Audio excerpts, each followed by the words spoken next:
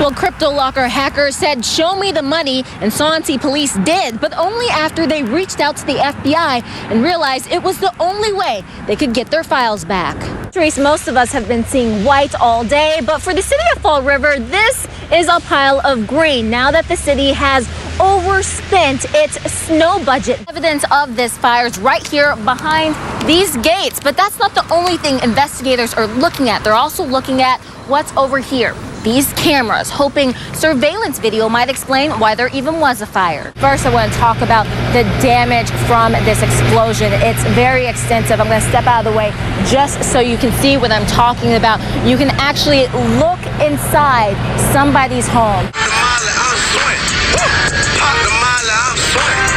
Popular songs like this one by Trinidad James, plus the two Molly-related deaths, is why UMass Dartmouth says it had to warn more people. Right now, librarians are teaching people how to make little figurines and toys like this, but their goal is to also teach them how to make things that are more practical, like maybe a cup or even a plastic coffee mug sleeve or top. And the city's also going to look at how it maintains current crosswalks. Whether it's doing a good enough job of marking the crosswalks, giving people enough time to cross safely, and finally just making sure people are following the rules of the road. The 87-year-old was born here in South Dakota. Then she moved to Nebraska. It took decades, but she finally made it to 49 states on her own. But she needed help to get to the 50th right here in Rhode Island.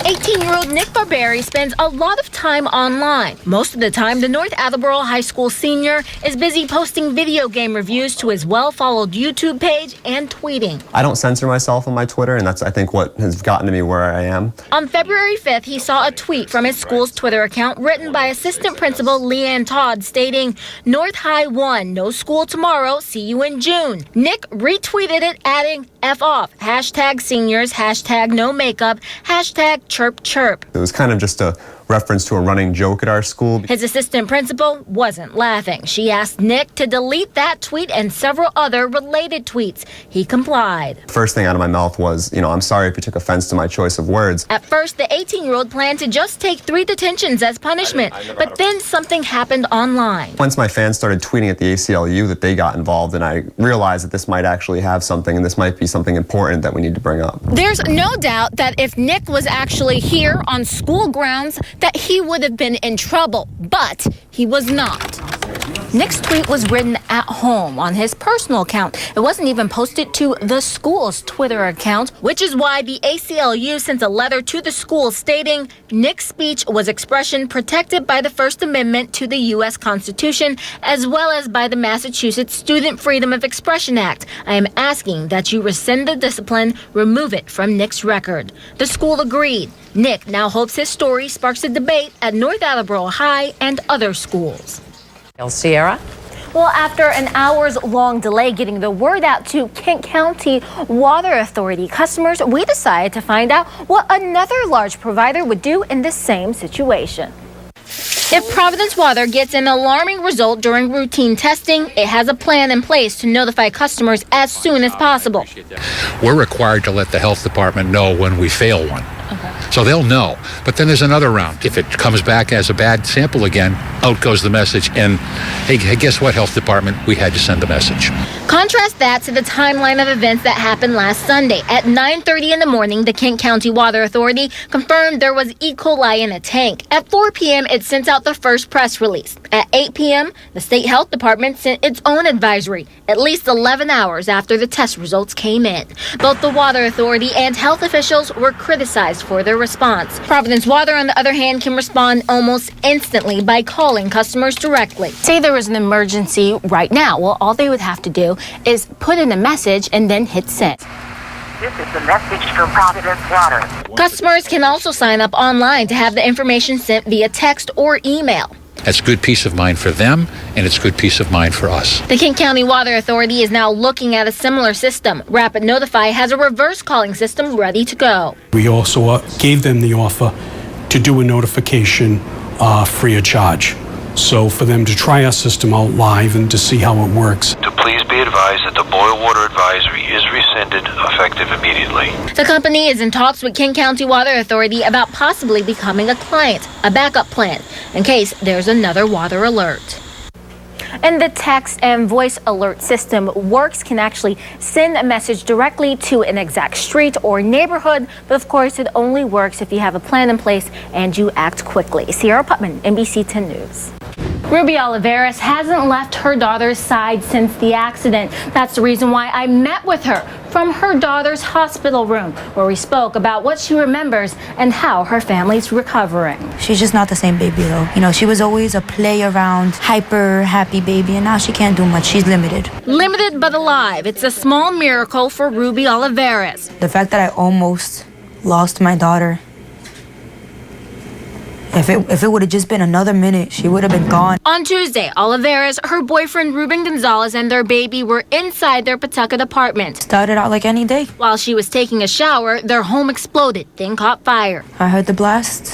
I opened the shower curtain, and I just saw all the fire and the ceiling down, and I heard the baby crying and Ruben screaming, and I just ran across the house to grab her. I started throwing the ceiling off her. The baby was covered in debris and burning. Gonzalez took the brunt of the explosion, trying to protect his family. He was trying to get us both out. It's just his hands were so burned. It was raw. But to know that he loves me enough to try and save me before himself. He's not going nowhere now. No, he's screwed. He's stuck in my family.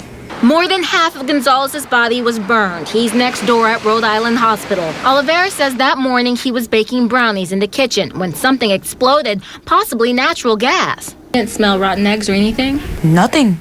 Now the young mother is extra protective, hardly leaving her daughter's side. 8-month-old Leilani has toys to keep her busy. But the baby can't leave until her burns heal. Thankfully, no surgeries. Seeing her baby injured is torture. It's really hard. It's really hard. But Leilani is still here, unlike their home.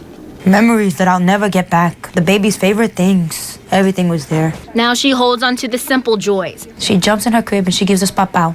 Pow-pow. Little miracles to help her family recover. Family and friends are stepping in, hosting a donation drive tomorrow to help. Sierra Putman, NBC 10 News. Well, if you think about it, 50 states is pretty impressive. And today, 87-year-old Emily Schaefer's daughter and 2 granddaughters were there at the state capitol to help mark the occasion. Isn't it a pretty capital? It really is. Take the compliment, Rhode Island. 87-year-old Emily Schaefer's seen the 49 other states. With this visit to Providence, she's now been to all 50. We've been to Missouri and Illinois, Wisconsin, Texas. It's a goal she's had since before her grandchildren were born. Every summer we took a vacation somewhere different. She had a journal. We kept track of all the states that we'd been in. Some of them we just cut the corners of or maybe just drove through, but they were all checked off the list. Schaefer almost made it to Rhode Island years ago, but her husband wouldn't make the detour. That's right. He said, oh, sometime we'll make that trip. But no. The 87-year-old was born here in South Dakota. Then she moved to Nebraska. It took decades, but she finally made it to 49 states on her own. But she needed help to get to the 50th, right here in Rhode Island. Her granddaughter, Katie Pritchard, made it happen. Yes, I just graduated from college, and this was the first trip I wanted to take. And she did, and she said, I'll get you there, Grandma. I feel wonderful. Seeing the excitement is priceless, especially now Schaefer's diagnosed with Alzheimer's disease. It's an ugly disease. It's an ugly, ugly disease. During the trip, you can see the signs. But I have to remember what state this is. Rhode Island. We wanted to be sure and get her here before, while she could still enjoy it. Enjoy she did. Do you want a picture in front of the Capitol?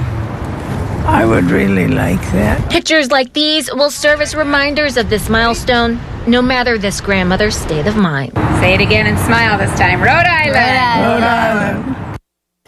And the 3 generations of women are staying in Newport after visiting the Capitol today. They also decided to stop by Brown University. Sierra Putman, NBC 10 News. Sierra, thank you.